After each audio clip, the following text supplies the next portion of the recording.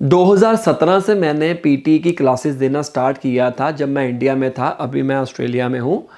उससे पहले जो मेरा प्रोफेशन था, मैं असिस्टेंट प्रोफेसर था यूनिवर्सिटी में आईटी का। लेकिन असिस्टेंट प्रोफेसर से पहले मैं सॉफ्टवेयर डेवलपर था। और आज का टॉपिक है अंडरस्टैंड पीटी सॉफ्टवेयर। एक सॉफ्टवेयर डेवलपर आपको बता रहा है कि सॉफ्टवेयर कैसे काम करेगा। मतलब इस वीडियो में दम है। आपको पता चलेगा एक्चुअली में पीटी का software as per my experience कैसे काम करता है। आपने देखा होगा कुछ स्टूडेंट्स ऐसे हैं जो कि वीक होते हैं इंग्लिश में और अच्छा स्कोर हासिल कर लेते हैं। कैसे? क्योंकि ट्रिक्स उनको मिल जाती हैं। हम थोड़ा सा इसके ऊपर लाइट डाल देते हैं कि कैसे पीटी का सॉफ्टवेयर काम करता है, ताकि आपको कोई दिक्कत ना हो।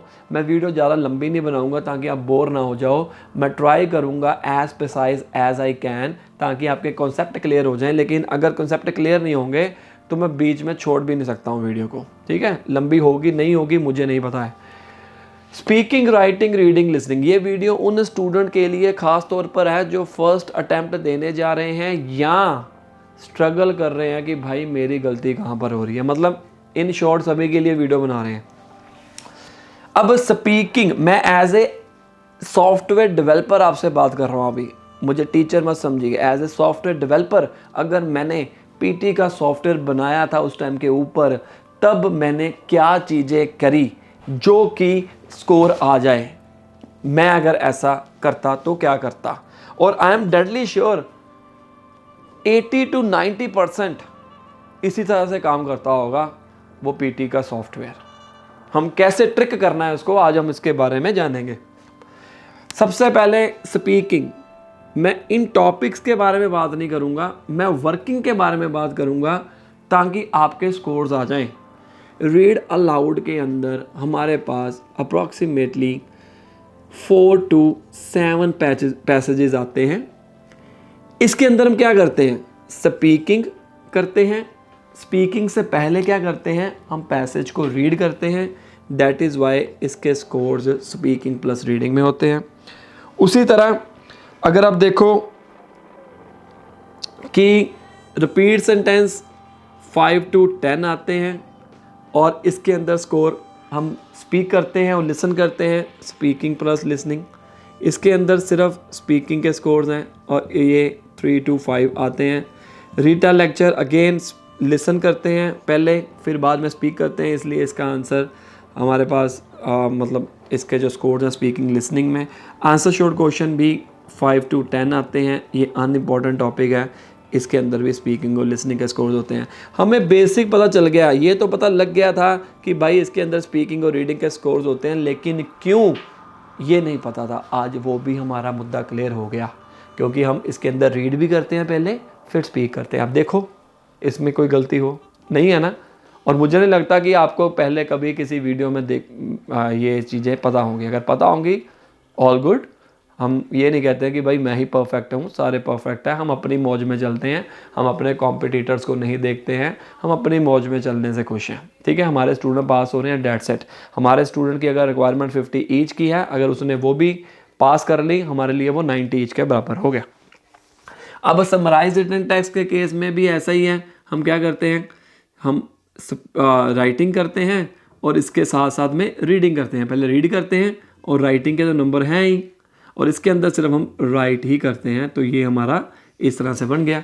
मल्टीपल चॉइस मल्टीपल आंसर, इसमें रीडिंग है, सारी रीडिंग है, लेकिन यहाँ पर खुद उन्होंने कह दिया रीडिंग प्लस राइटिंग, तो इसके अंदर रीडिंग प्लस राइटिंग के स्कोर्स भी हैं। नेक्स्ट लिसनिंग के अंदर हम क्या करते हैं? लिसन करते हैं प्लस राइट करते हैं।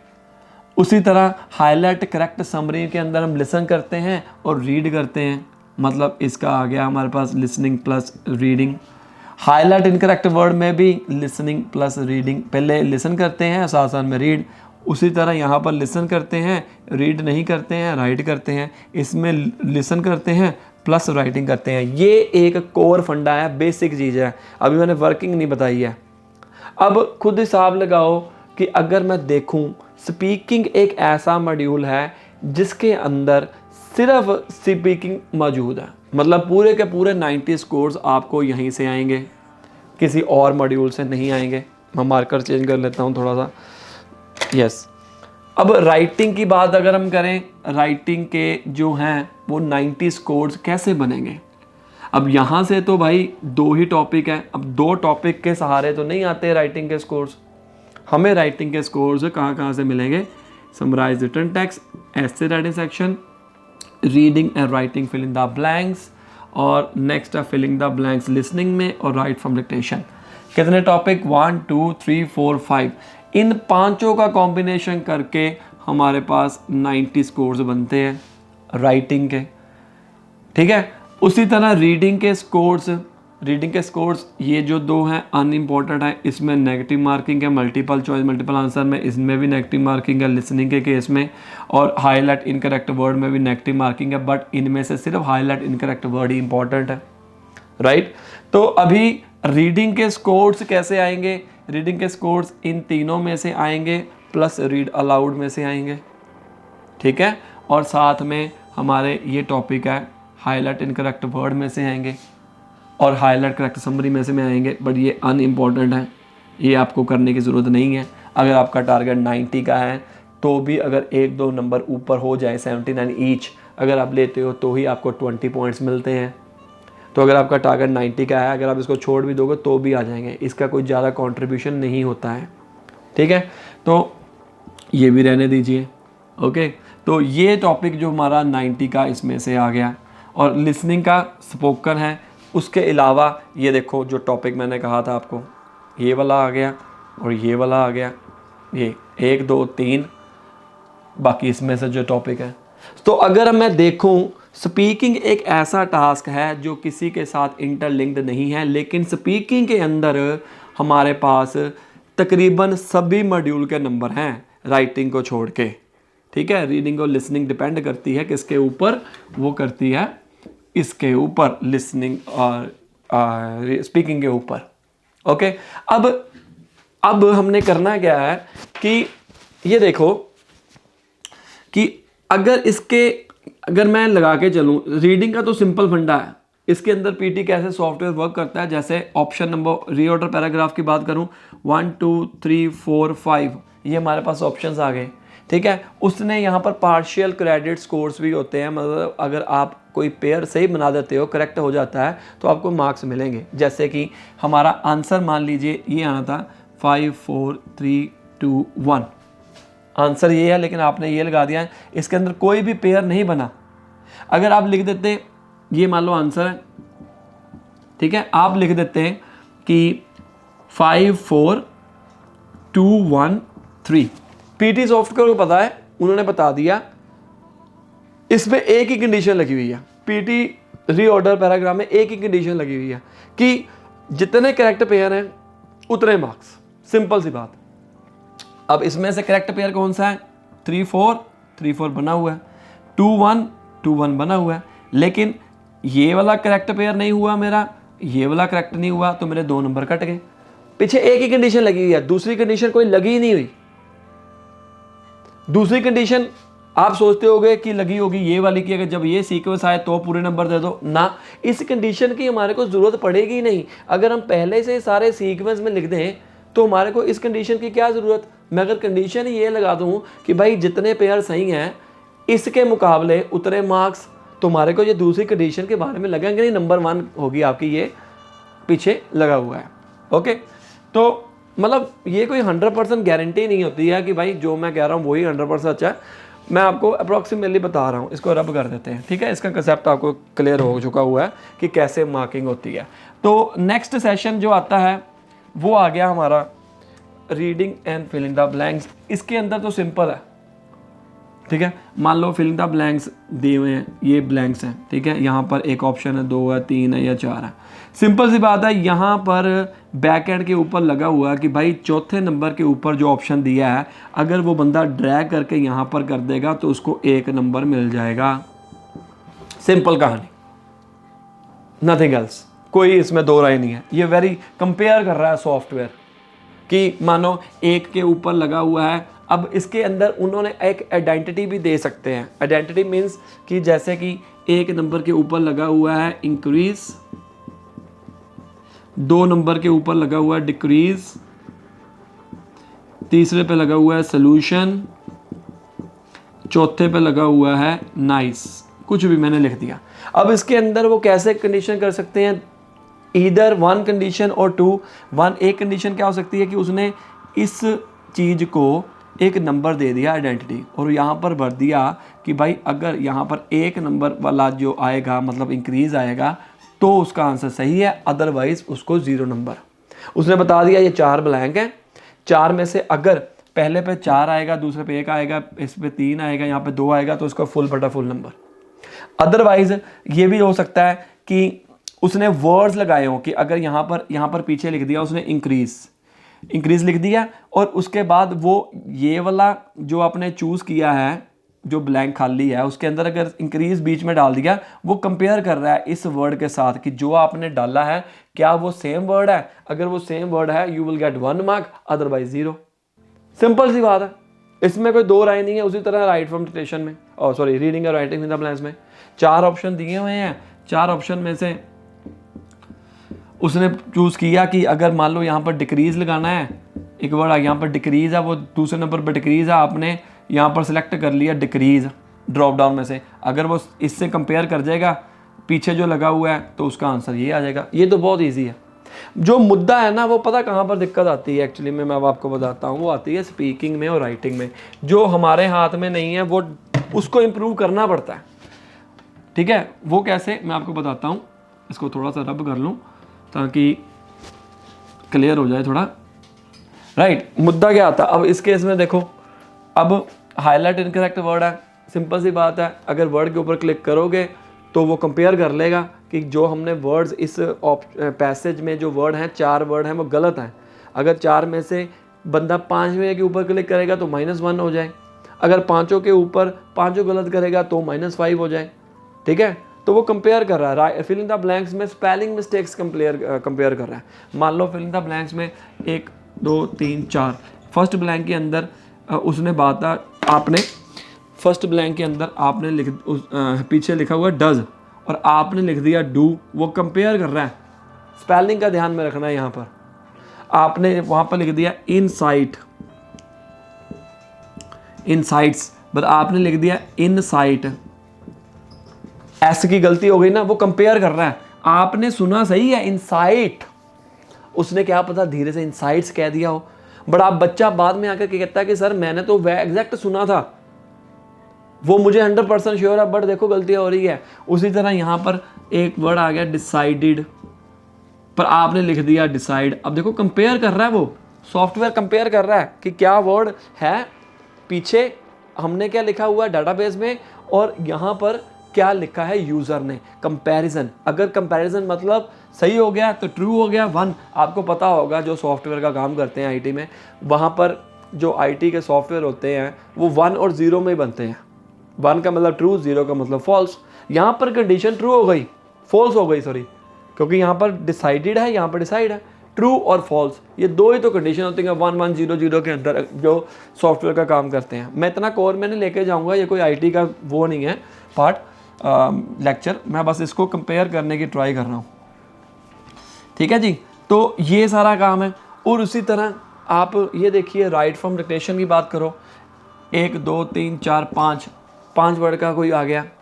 ठीक है, वो कंप्यूटर सॉफ्टवेयर ये देख रहा है। आपने देखा होगा कि आपको हम अक्सर कहते हैं कि आप वर्ड्स ऐड कर सकते हो। वो क्यों ऐड कर सकते हो? क्योंकि सॉफ्टवेयर के पीछे लिखा हुआ है कि जैसे आई एम इन ऑस्ट्रेलिया, ठीक है, मैंने लिख दिया आई इन ऑस्ट्रेलिया कनाडा, इस तरह से। यहाँ पर कोई नेगेटिव मार्किंग नहीं है। उसने देखा आई है 1 नंबर दे दिया, इन है उसने 1 नंबर दे दिया, ऑस्ट्रेलिया है उसने 1 नंबर दे दिया, चाहे कनाडा भी बीच में डाला होगा, there is no negative marking. तो इसीलिए हम कहते हैं कि भाई आप एक्स्ट्रा वर्ड ऐड कर सकते हो, नो प्रॉब्लम एट ऑल। बस आपको ध्यान में रखना है कि आपने पहली प्रायोरिटी तो हमारी यही होगी। अब ये ना हो कि इस वीडियो के बाद भाई साहब पीटी वाले सॉफ्टवेयर ही चेंज कर लें। ठीक है, बहुत सारी वीडियोस और भी बनी होंगी, मुझे नहीं पता उसके बारे में। मैं तो एक जनरल बात कर रहा हूँ कि पीटी का सॉफ्टवेयर, मैं ये नहीं कह रहा सिर्फ पीटी का सॉफ्टवेयर, मैं ये कहने की ट्राई कर रहा हूँ कि सॉफ्टवेयर कैसे काम करता है, और सॉफ्टवेयर वो कोई भी हो सकता है, चाहे वो पीटी का हो, चाहे वो कुछ भी हो, अगर आप इसके ज़रिए चलें। अब स्पीकिंग की बात करते हैं, जो सबसे इम्पॉर्टेंट टास्क है हमारा। स्पीकिंग जो होती है ना, content, oral fluency and pronunciation के ऊपर होती है। कुछ लोग प्रोनाउंसिएशन को एक्सेंट मान लेते हैं, जो कि गलत है।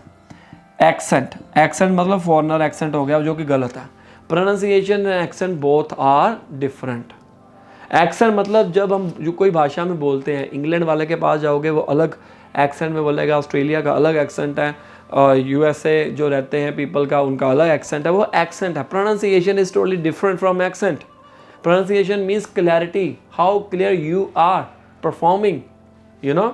प्रोनाउंसिएशन मतलब हमारी क्लैरिटी होगी। Oral fluency that means your speed, कौन सी स्पीड में बोलते हो, ना ज़रा तेज ना ज़रा स्लो। कंटेंट मतलब जिस टॉपिक की हम बात करेंगे उसके अंदर कंटेंट कवर कर भी रहे हो कि नहीं। अब इसके अंदर बात करते हैं रीड अलाउड के अंदर। रीड अलाउड के अंदर अगर आप 3-4 वर्ड स्किप कर भी दो, मेरे हिसाब से क्या है, जैसे मान लो एक पैसेज है, एक पैसेज के अंदर 100 वर्ड्स हैं, ठीक है, और वो ये देख रहा है कि अगर 80% तक सही है तो इसको फुल नंबर दे दो, अगर 60 to 79% तक सही है इसको हाफ नंबर दे दो, अगर 40 to 59% तक सही है उसको 1 नंबर दे दो, अगर इससे नीचे है तो 0 नंबर दे दो। इस तरह से काम करते हैं। कंटेंट भी 5 नंबर का होता है, ओरल फ्लुएंसी भी 5 नंबर की, प्रोनाउंसिएशन भी 5 नंबर की, टोटल 15 नंबर का एक क्वेश्चन होता है रीड अलाउड, ठीक है। कंटेंट के अंदर अगर आप 80% तक भी कवर कर लेते हो या 90% तक भी कवर कर लेते हो तो कोई दिक्कत नहीं है।